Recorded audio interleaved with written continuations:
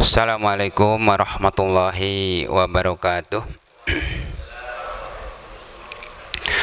A'udzubillahi minasyaitonirrajim. Bismillahirrahmanirrahim. Alhamdulillahilladzi arsala rasulahu bil huda wa dinil haq lidhirahu 'ala kulli wa kafa syahida. Amma ba'd. Wa qala ta'ala bil qadril karim. A'udzu minasyaitonirrajim. Bismillahirrahmanirrahim. Ya ayyuhalladzina amanu taqullaha haqqa tuqatih wa la tamutunna illa wa antum muslimun. Ya ayyuhalladzina amanu taqullaha wabtaghu ilal wasilata wajahidu fi sabilihi la'allakum tuflihun.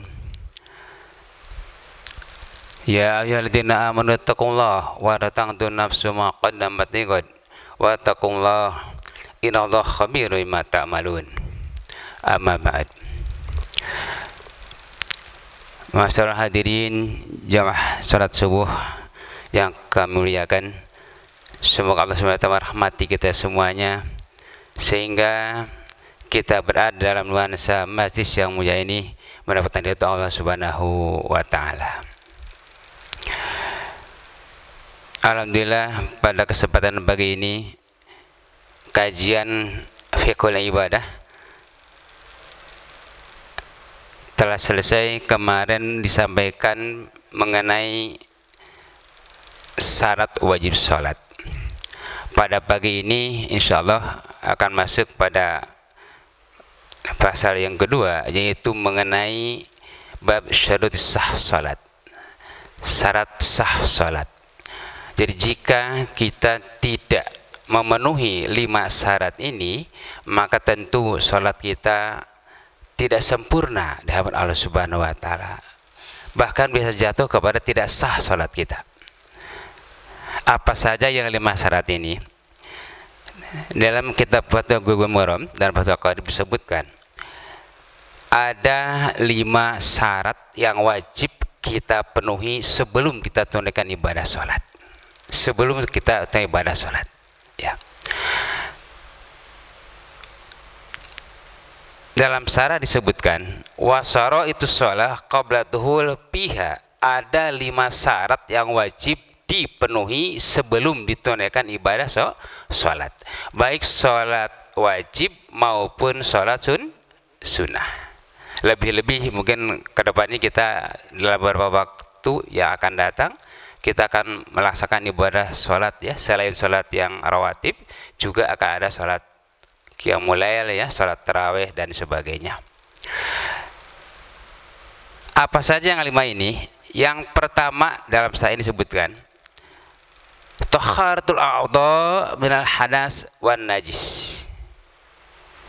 Syarat yang pertama adalah wajib hukumnya mensucikan al-a'dha, anggota tubuh kita.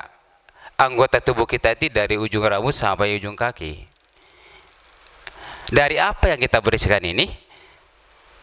Yang pertama adalah minal hadas, dari hadas. Dalam fikul ibadah disebutkan hadas terbagi 2.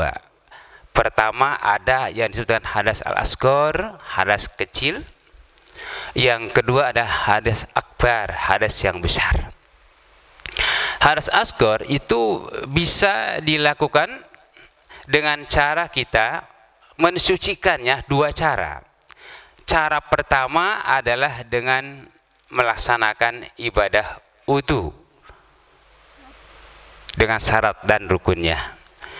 Kemudian yang kedua dengan melaksanakan ibadah tayamum dengan syarat dan rukunnya. Ini sudah dikaji sebelumnya, jadi Pak Ustadz tidak jelasin lagi. Tapi syarat inilah yang menjadi pokok untuk bisa menjadikan sahnya dan bersihnya anggota kita dari hadas, karena 2 hal, yaitu hadas yang kecil dan hadas yang besar. Hadas kecil tadi bisa disebutkan disucikan dengan cara berwudu, dan yang kedua dengan cara tayamum.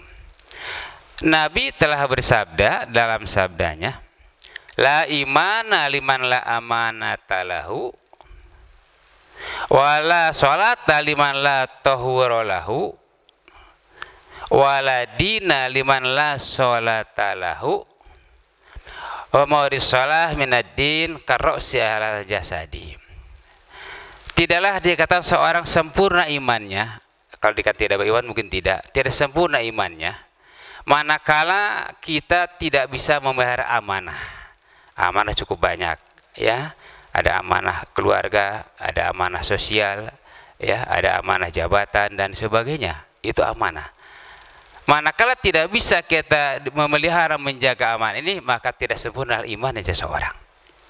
Kita di rumah keluarga ada istri, ada anak, sebagai amanah kepada kita untuk dibimbing, dibina, dijaga, hingga nanti kita akan bisa bersama-sama masuk kepada surganya Allah Subhanahu wa Ta'ala. Kewajiban kita sebagai suami, sebagai kepala keluarga. Amanah di sosial, mungkin di sini banyak sekali.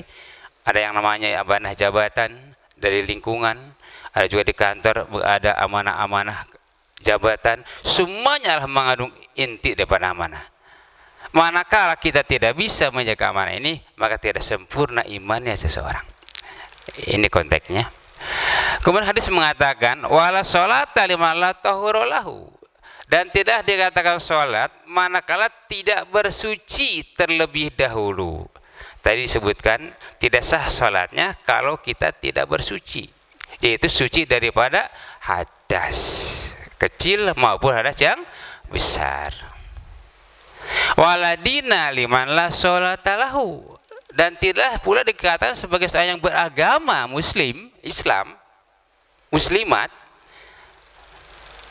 manakala kita tidak menunaikan ibadah salatnya. Jadi betul-betul salat itu menjadi kunci daripada Islam. Ada mengatakan Islam KTP, Islam dalam kartu tanda penduduk saja. Itu berarti Islam tidak melaksanakan ibadah salatnya. Padahal ciri Islam yang pertama sebagai konteks hablum minallah itu adalah salat.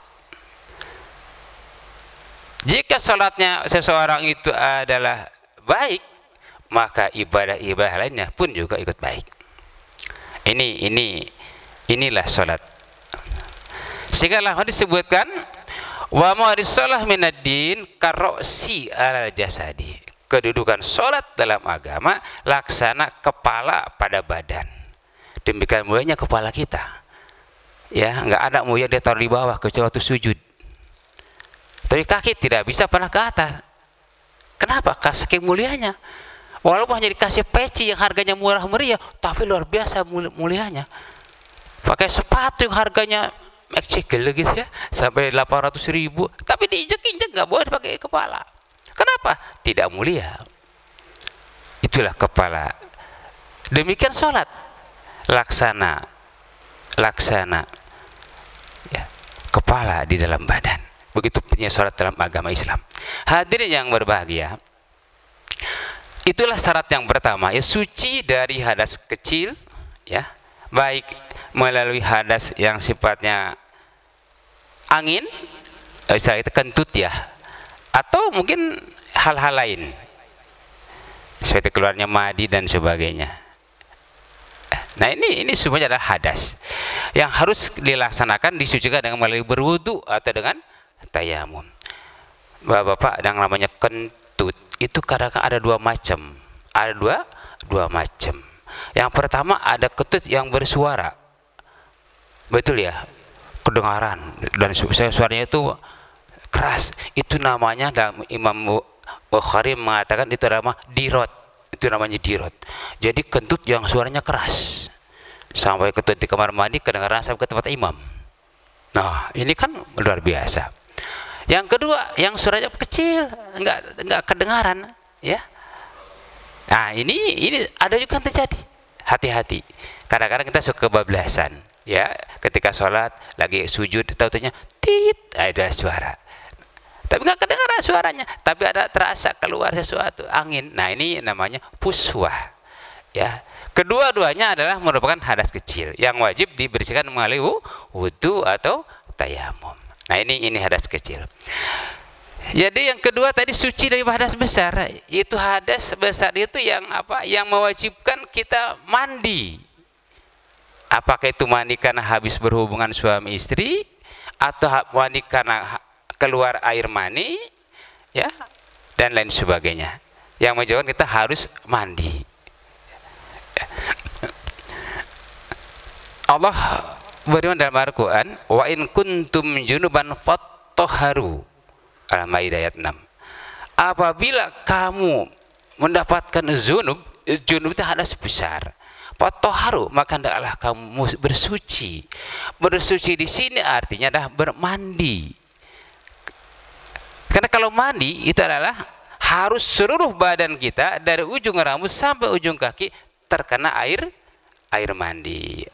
Boleh dengan cara dicibukin atau kita langsung turun ke kolam, itu boleh-boleh saja.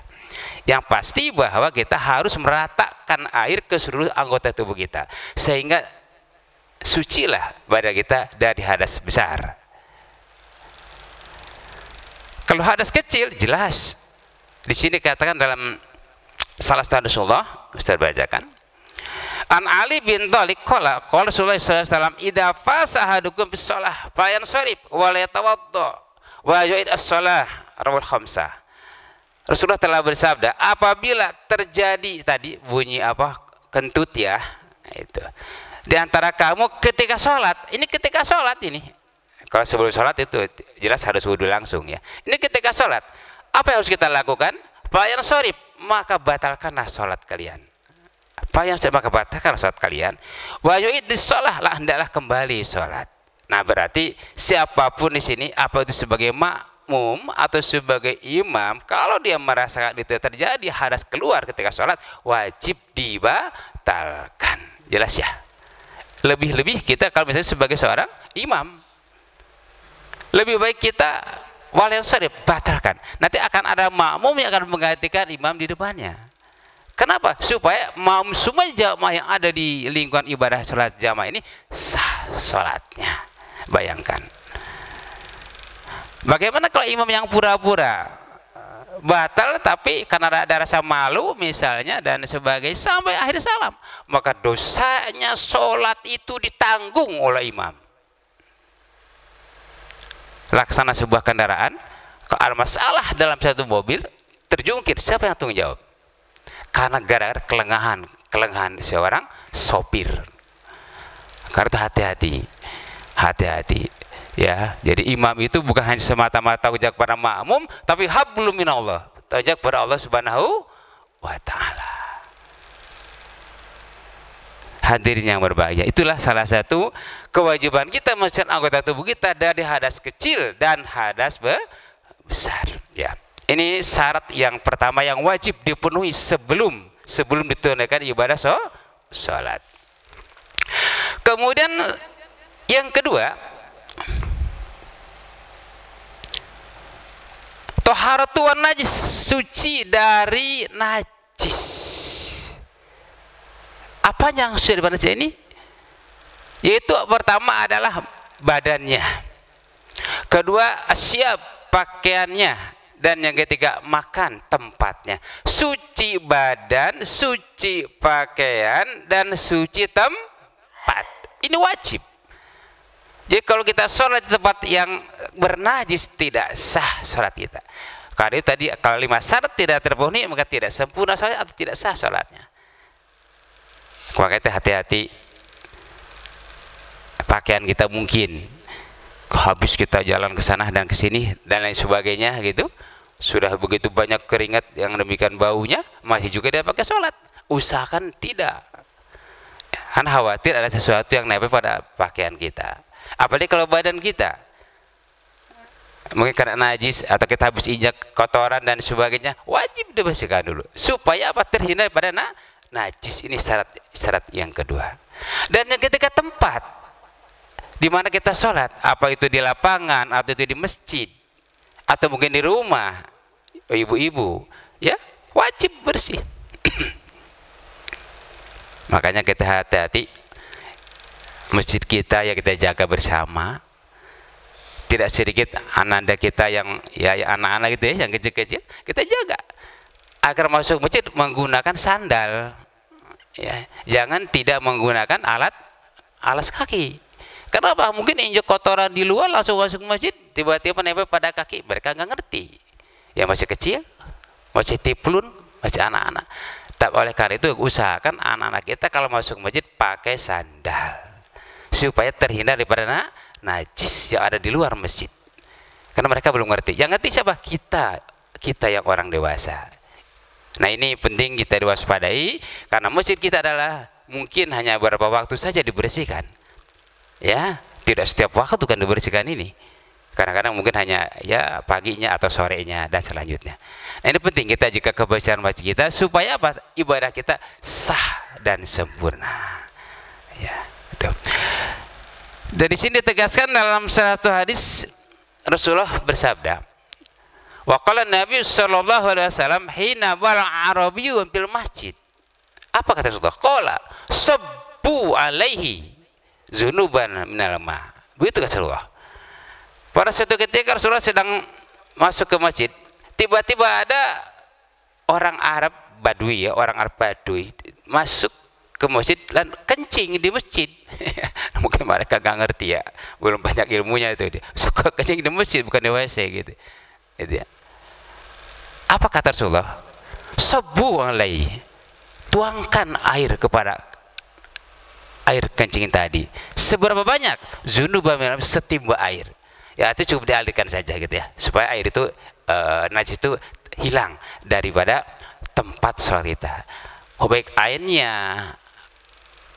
rihnya, ya, atau rih rasanya, jadi hilang. Jadi jangan sampai kelihatan masih ada air kencing di tempat sholat kita. Nah, ini hati-hati betul, karena memang kita harus menjaga bersama. Nah, bagaimana kalau kita sholat di lapangan? Misalnya kita Idul Fitri, ya, kita sering di mana-mana sholat di lapangan. Kenapa? Karena masjid tidak cukup. Boleh-boleh saja. Nah, tapi usahakan jangan sampai di bawah tempat kita, sajadah kita itu ada kotoran. Misalnya kotoran binatang dan sebagainya. Juga termasuk kotoran manusia. Jangan sampai. Kenapa? Itu akan termasuk kategori tempat yang bernajis. Ya. Ini kita mewaspadai kegiatan ibadah kita, baik ketika di dalam tempatnya di masjid maupun tempatnya di luar masjid. Itu. Nah, ini apa syarat yang kedua.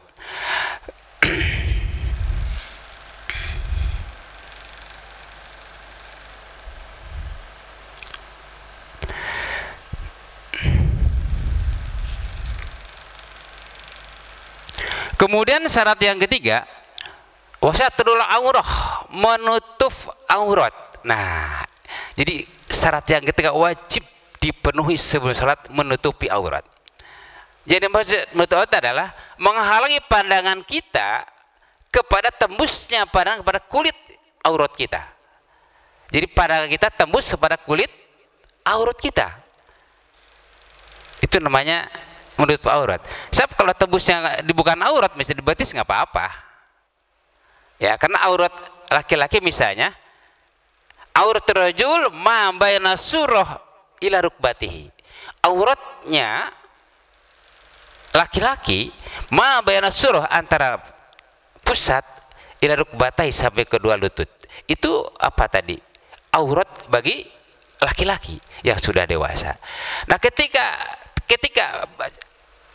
kain kita misalnya bolong di punggung, sah nggak sholatnya? Sah, kan itu di luar aurat, jelas ya. Nah, ketika mungkin kain kita bolong di betis, sah nggak sholatnya?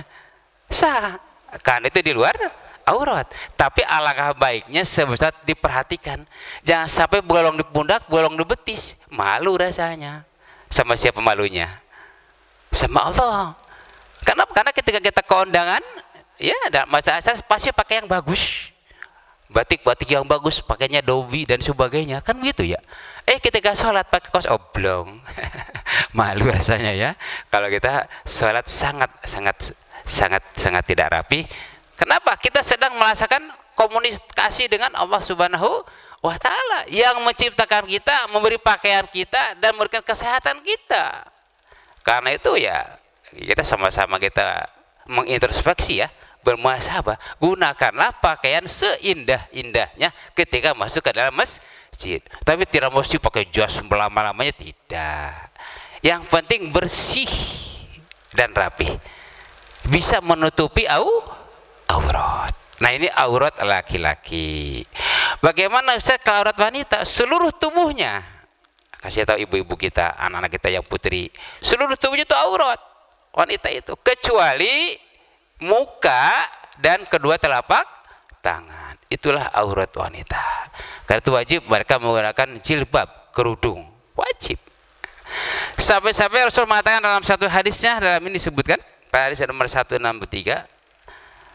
wa an Aisyah radhiyallahu anha, Aisyah radhiyallahu anha, Nabi sallallahu alaihi wasallam qala la yaqbalullah sholatan haidin illa bihimarin.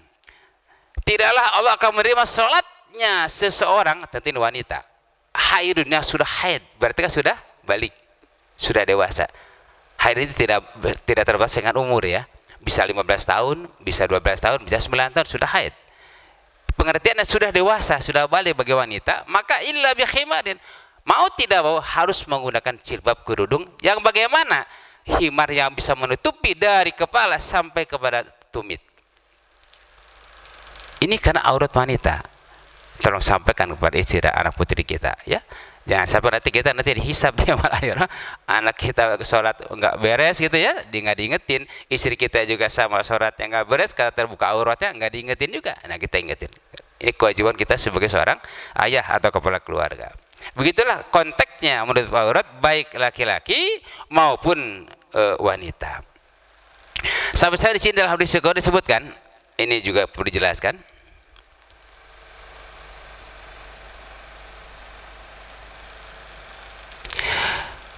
Wan Jabir an Nabi sallallahu alaihi wasallam qala in kana saub wasi'an wa tahbibih, yani fi shalah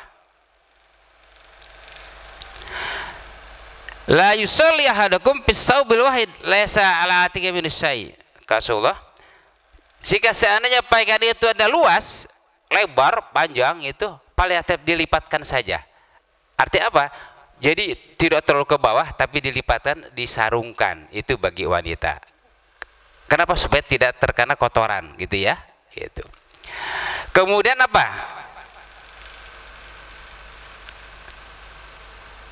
Bagaimana kalau pakaian itu sempit, dayikan, patajar bih, maka diturunkan. Kalau sempit itu supaya si kainnya itu menutupi tumit wanita itu. Intinya dari ujung kepala sampai tumit wajib wanita ditutup auratnya, kecuali muka dan dua telapak tangan. Itu kesimpulannya ya.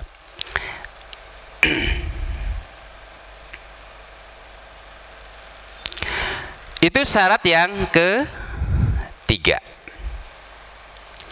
Kemudian yang keempat, wal wukuf ala makanin tahir, berhenti di tempat yang suci. Nah, ini tempatnya tadi bisa disebutkan masjid, bisa juga di lapangan. Kalau kita sedang mandi di walungan atau di kali, kali yang besar tentu ya, an-nahar, kali itu bisa kita sholat atas batu di kali. Hanya kita harus tetap menghadap ke kiblat. Pengalaman saya dulu ketika masih di SLTA dulu, di PGA dulu, itu sholat di walungan, di kali. Mungkin di Bogor, di Bogor itu ada kali ya, dekat Istana Bogor itu. Nah, itu kali itu tempat mandi para santri di situ. Kadang kalau sesekali kita sholat di atas batu. Mungkin ya namanya masih anak muda, kepengen merasakan rasanya sholat atas batu kayak apa gitu kan. Dan ternyata betul ya. Ya, sholat duhur itu terasa panas karena di bawahnya batu, di atasnya matahari. ya hanya cukup dengan menggelar kain saja. Itu pernah saya lakukan seperti itu, dan itu sah-sah saja. Yang penting tempatnya, baik itu batu atau lapangan atau masjid, suci daripada najis. Tuh.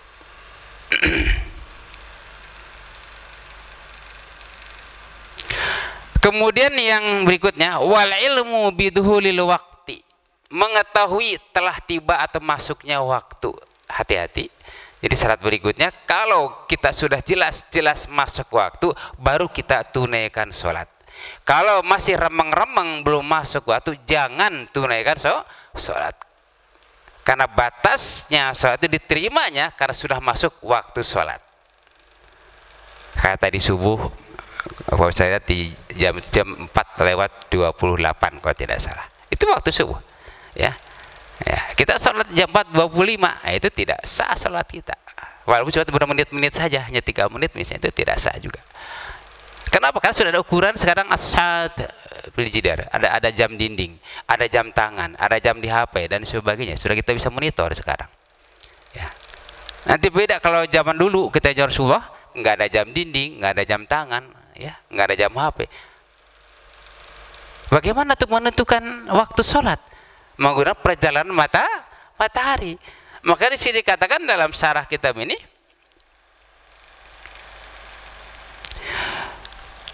auzanna duhulihi bil ijtihad. Falu sholat bighairi dari lam tasih sholati.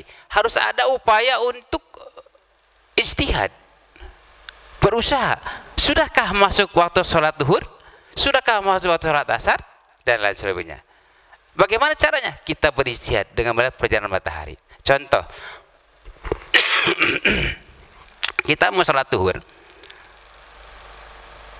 berarti posisi matahari itu harus ada di tengah-tengah, di atas kepala kita.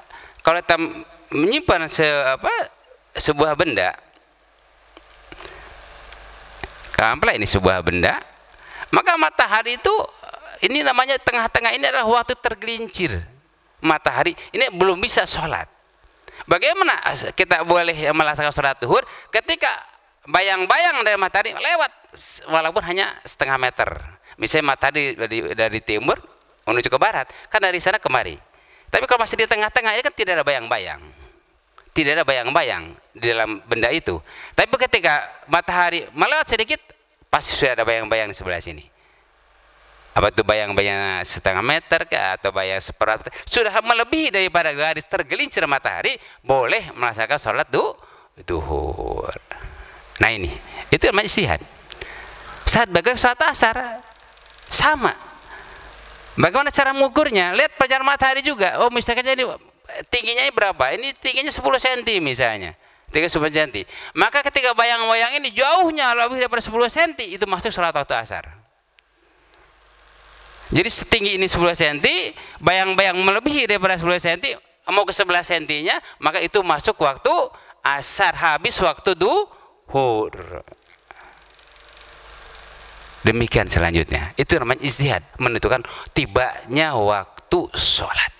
Dulu begitu di zaman Rasulullah. Kenapa? Karena belum ada ukuran jam. Baik GMT maupun waktu Arab Saudi kan belum ada. Sekarang sudah luar biasa. Game the time di London juga sudah ada, di Arab juga sudah ada, di jam-jam, di tower jam-jam sudah jelas-jelas sampai mendunia waktu sekarang ini. Dan itu sudah tercover di dalam jam-jam HP. Ya, sudah ada. Nah, ini tidak ada kesulitan saat sekarang ini, tapi dulu makin semuanya ijtihad. Sehingga dikata dalam saya ini, lam yasus salatu bila ijtihad, tidak sah saat tidak ijtihad terlebih dahulu. Artinya dikira-kira tanpa ada upaya. Ya, itu. Nah, ini syarat yang berikutnya, yaitu mengetahui waktu sholat yang pasti. Jangan dikira-kira, karena sholat itu adalah merupakan waktu. Kita mau kuta sudah punya waktunya masing-masing. Kata Allah, inna sholata kanat alumina kitabam mauquta. Karena sungguh Allah sudah merupakan sholat masing-masing, ada waktunya. Duhur ada waktunya, asar dan selanjutnya.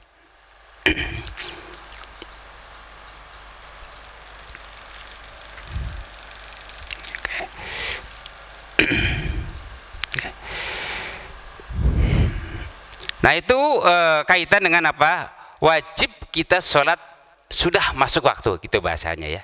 Jadi kalau sudah masuk waktu, tidak sah sholat, walaupun hanya kurang 1 menit. Syarat berikutnya, wastiqbalul kiblah, menghadap kiblat. Menghadap kiblat. Kiblat kita mana?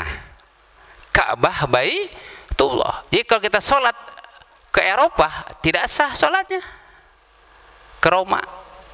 Sekarang di akhir zaman saya ini, bapak-bapak, ada video itu yang nauzubillah menyebutkan kita kalau mau umroh cukup ke Eropa, tidak usah ke Ka'bah.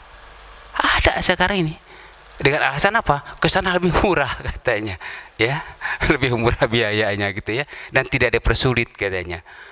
Giliran ke Ka'bah katanya mahal harganya dan juga dipersulit. Sudah sampai segitu banyaknya penyimpangan dari syiar kita. Dan itu orang pinter, bukan orang bodoh. Orang bodoh nggak bisa menyimpang gitu ya. Karena orang pinter terjadi penyimpangan ajaran seperti itu. Sekarang sudah seperti itu. Banyak sekali pelesetan terhadap ajaran Islam kita ini. Kalau kita berhati-hati, ya, baik dalam berdakwah maupun juga menerima dakwah. Karena banyak sekali orang yang membelokkan dari atau menyalahgunakan syiar-syiar untuk kepentingan diri dan golongan. Subhanallah, ya, itu sudah terjadi. Tuh. Nah, jadi syarat berikutnya adalah tadi menghadap kiblat, menghadap Ka'bah. Pertanyaannya, apakah kita sudah masuk menghadap kiblat masjid kita ini? Kan itu pertanyaannya. Maka jawabannya ada dua. Boleh menghadap kiblat langsung ainul Ka'bah. Yang kedua bisa menghadap zihatul Ka'bah. Ainul Ka'bah artinya orang yang ada di sekitar Ka'bah di Makkah Mukarramah, baik di atas bukit Jabal Gubes misalnya, atau di bawah di Wadil Khayf, atau mungkin juga datang Ka'bah langsung kelihatan Ka'bah, Ainul Ka'bah. Dari mana arah saja, dari barat ke timur, dari timur ke barat, dari utara ke selatan, semuanya itu adalah Ka'bah. Boleh kita menghadap Ainul Ka'bah. Karena di sana ya, semuanya kiblat kan, ya. Dari orang Amerika ya ke timur ke sini kan, orang Eropa ya ke barat daya kan ke sini. Kenapa ya? Itu Ka'bah. Itu adalah kiblat. Bagaimana kalau di Asia Tenggara? Indonesia misalnya, Malaysia, Singapura, termasuk Thailand, Bangladesh, itu arahnya jihad Ka'bah. Sudut Ka'bah. Indonesia kebetulan sudut adalah di Hajar Aswad. Menurut penelitian ahli geografis dan ahli astronomis, itu jihad Ka'bah, Hajar Aswad itu Asia Tenggara. Itu namanya sudut Hajar Aswad. Kalau Irak itu ada sudut Iraki. Itu ada sudut Irak. Itu ke Irak. Kalau tarik benang dari Ka'bah ke negeri Irak, itulah sudut Iraki. Kalau ditarik benang dari Ka'bah sampai ke Asia Tenggara, ke Indonesia, itu termasuk ada sudut Hajar Aswad. Kemudian yang ada 4 rukun Syam, Persia, Palestina. Kalau ditarik benang dari Ka'bah sampai ke Syam, itu arah Syam. Boleh kiblatnya kemari, berbalikan dengan Hajar Aswad. Dan satu lagi sudut Yamani, dari negeri Yaman, tarik benang berhadap sama sudut Iraki. Itu jihad Ka'bah. Tentu kita tidak bisa menentukan apakah masuk ke Ainul Ka'bah atau jihad Ka'bah. Kita masuk kepada jihad Ka'bah. Saat kok nggak ngepas, namanya jihad itu kan bisa saja minggir, bisa juga lurus, tidak bisa menentukan pasti. Nah, ini menurut Imam Hanafi dan Imam Syafi'i seperti itu. Jadi boleh kita sholat tidak langsung ke Ainul Ka'bah, yakin betul itu Ka'bah, tapi jihadnya saja. Yakinlah kita sudah menghadap ke Ka'bah. Jelas ya? Nah, itu namanya jihad Ka'bah searah dengan sudut Hajar Aswad untuk Asia Tenggara. Di sini ada beberapa hal yang kaitan dengan menghadap kiblat di sini.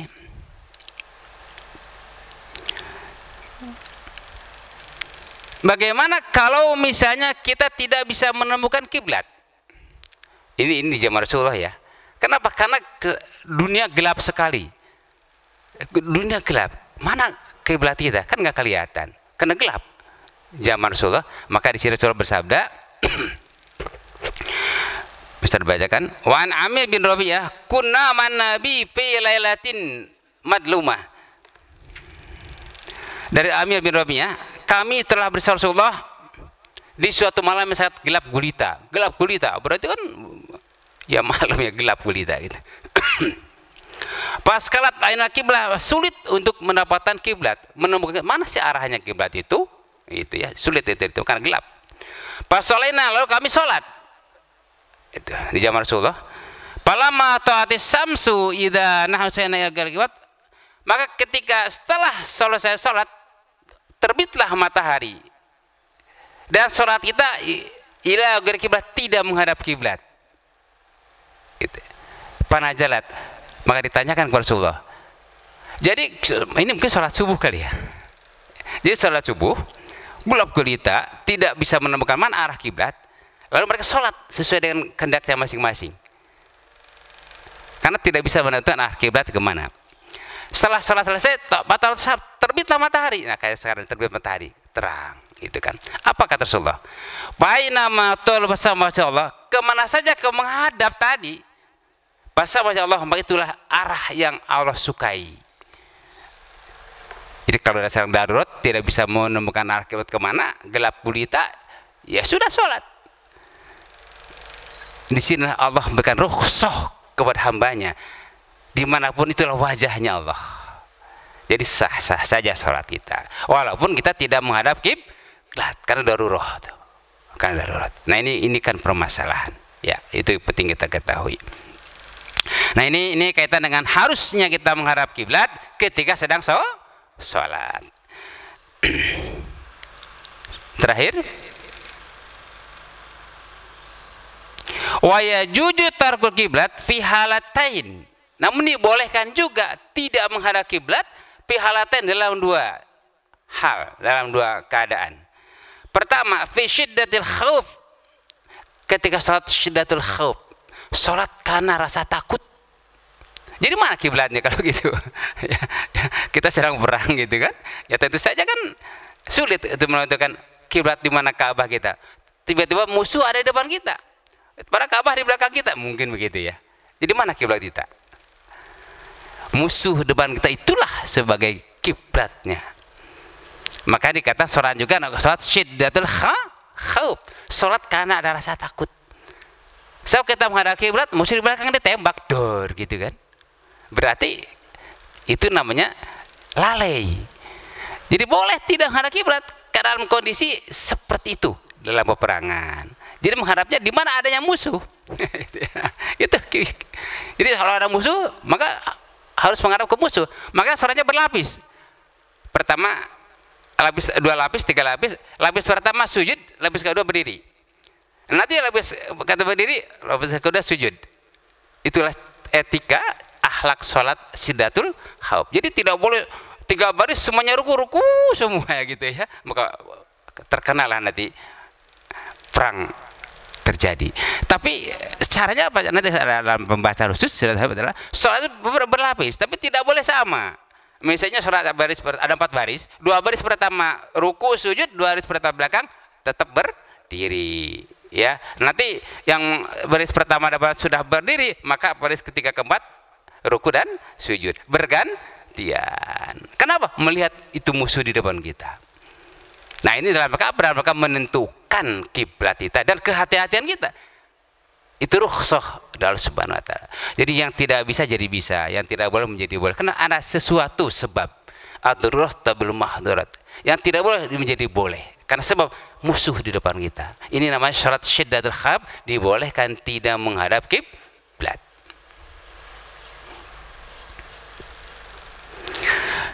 Satu lagi, wafin nafilatif safar. Salat dalam safar. Nah ini boleh tidak menghadap kiblat. Boleh tidak kiblat. Di sini katakan salat sunat, tapi demikian salat wajib. Kenapa? Karena misinya kita dulu ya Rasulullah naik kendaraannya naik onta. Ala rohilatin naik kendaraan, naik onta. Bisa kita turun dulu. Begitu mau takut ihram turun, Allahu Akbar, lalu naik lagi onta lagi, jalan lagi. Jadi kemana arah kiblatnya? Mengikuti arah jalannya kendaraan onta tadi, gitu ya. Itu di zaman Rasulullah. Nah sekarang kan nggak naik onta lagi. Jamaah haji ke tanah suci naik onta, kan tidak. Di Indonesia naik pesawat. Apakah disentuh oleh pilot itu menuju ke Mekah itu? Tidak. Dia mengikuti arah kompas menuju ke Jeddah atau menuju ke Madinah. Maka sholat kita tergantung arahnya. Mungkin ketika kita sholat zuhur di pesawat atau sholat asar di pesawat itu tidak menghadap kiblat, tidak mengapa. Ya, karena kiblat ini adalah merupakan arah daripada rohilati, arah tujuan perjalanan tahajat pi, menghadap ke kiblat dengannya. Walaupun kondisi tidak dalam menghadap kiblat, boleh sholat di dalam pesawat, mengikuti arah perjalanan pesawat. Atau juga di kapal laut misalnya, kan sulit menentukan kiblat. Oh, kompas ada, tapi kan sekali-kali laut berputar. Kapal kan berputar ya, Wawan ya, berputar ya. Kalau lagi ada ombak besar gitu kan, menggir dulu gitu kan. Berarti kan berpaling daripada Ka'bah. Sah nggak sholatnya? Sah. Ini orang pelaut-pelaut gitu ya. Ini tahu. Jadi mereka kemanapun kapal itu berlayar, kemana pesawat itu terbang, sholat sebelum selesai teruskan sampai salam selesai. Nah, inilah dibolehkan dua hal, tidak menghadap kiblat sholat kita. Pertama karena sholat syiddatul khauf, dan yang kedua karena sholat di dalam perjalanan atau sholat safar. Hadirin yang berbahagia, masih banyak suatu hadis yang harus dibacakan, tapi karena waktu juga kita tutup sampai di sini. Mari kita bersama-sama kiblat masjid. Assalamualaikum warahmatullahi wabarakatuh.